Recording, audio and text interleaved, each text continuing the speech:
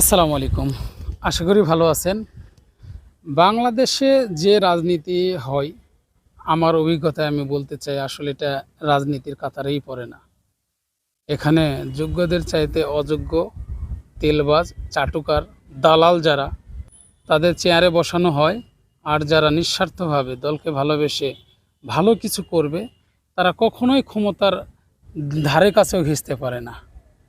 আপনারা সকলেই জানেন গণ অধিকার পরিষদের যে প্রধান ভিপি নূর, ওনার যে সহকারী ছিল রাশেদ খান, সে এতদিন তার নিজের দল করলো, নির্বাচনের আগে দল থেকে পদত্যাগ করে বিএনপিতে যোগ দিল।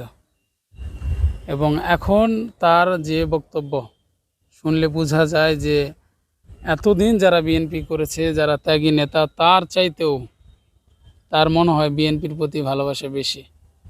সে কী করে, বিভিন্ন বিরোধী দলের জামাত, এনসিপি সহ অন্যান্য দলগুলো যেগুলো আছে এগুলোর বিরোধিতা করে। প্রধান যারা তাদের বিরুদ্ধে নেক্কারজনক ভাষা, নগ্ন ভাষা প্রয়োগ করে বাজে কথা বলে, টকশো সহ বিভিন্ন জায়গায়।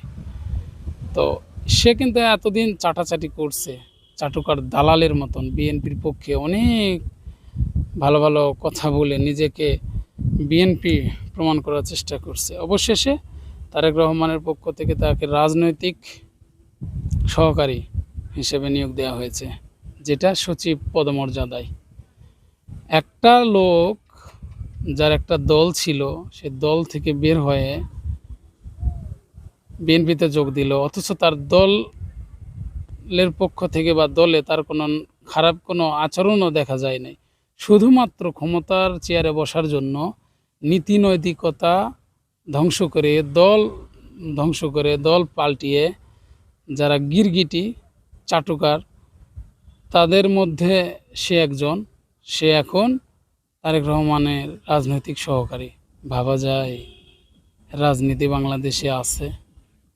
এই চাটাচাটি রাজনীতি এরা করে, এরা করবে দেশের উপকার? অসম্ভব।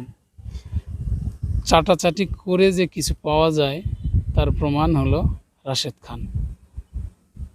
অবাক লাগে, বিএনপি এত বড় একটা দল, নিজের দলের এত ত্যাগী কর্মী, তাদের মূল্যায়ন না করে একজন দালাল চাটুকারকে মূল্যায়ন করলো। এই দলই আপনারা করেন, এটাই বাংলাদেশের রাজনীতি। ধিক্কার জানাই, থুতু মারি এই রাজনীতি।